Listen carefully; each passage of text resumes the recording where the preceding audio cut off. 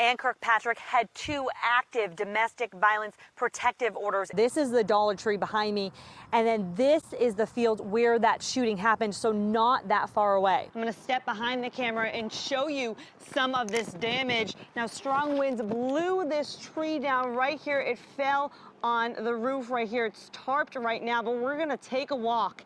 Several of them told me that unruly passenger yelled, threatened, and even threw water on some people. But I want to take you just down Six Forks Road a little bit near Loft Lane.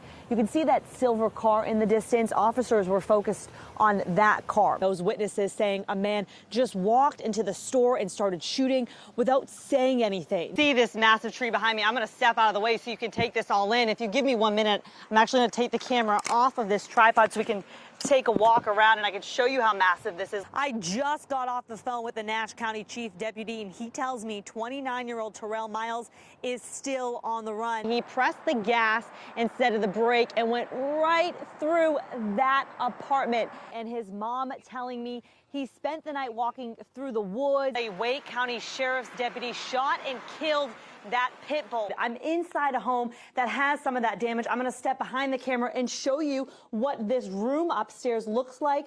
This is what's on the ground, and all of this came from this hole right up there. And one witness told me she saw the officer driving what she says was over the speed limit towards a stop sign right before this happened. Some people who live near here tried to help. I talked to one man who says he raced to the officer's car to pull him out. And the next thing you know, boom, boom, boom, when he hit the bus. 25 students from 2 elementary schools were on bus 163 when it collided with a Durham police patrol car. Because it seemed like she tried to, swerve a little bit just to miss him, but it was too late. He was going too fast. Doing whatever they could, Johnny Adams says he and another man ran to help. The officer, he kind of like dazed out, so they dragged him out from the other side. And when we got him out of the car, he was like a little weak. Then they helped the children. We got some of them up from the front of the bus. We got some of them out the back of the bus. So they like panicking a little bit. Kate was outside in her yard and says the officer hit the school bus after running a stop sign. He missed the stop sign, like he didn't stop. He just, boom. The bus driver just started checking on the kids. The officer was taken to the hospital with minor injuries. The students were coming from Burton and Harris elementary schools. The school district says 5 students had bumps and bruises, and the driver had some shoulder pain. I'm just glad I was able to help out. This isn't the first crash the people who live here have seen. This does not surprise me at all. They didn't need speed bumps or lights or something like that. As far as what led up to this crash, if one of the drivers did run a stop sign, it's still being investigated by the Durham Police Department. This walk across Vincent Road is one Aubrey Clark takes every morning to get to Powhatan Elementary. But the cars don't make it easy. They see us there, but they just keep going, and it feels like they're going faster and faster every time. The speed limit is 25 during school hours, but Clark says the cars just don't stop. I usually don't get to cross the road for the next 5 minutes, and it makes me feel disappointed because, they should know the law. Tired of feeling unsafe, she took matters into her own hands. Dear Clayton Police, could you please send a crossing guard to my school, Powhatan Elementary? There's a lot of traffic, speeding, and people don't stop for me and my friends and my little sister to cross the road. The letter that Aubrey gave us kind of reiterates why it's so important. Now Clark, her sister, and friends will have a little help crossing the street. We will be staffing officers in the mornings and the afternoons when they're not otherwise occupied on a call. I would feel safer, and there wouldn't be as much traffic.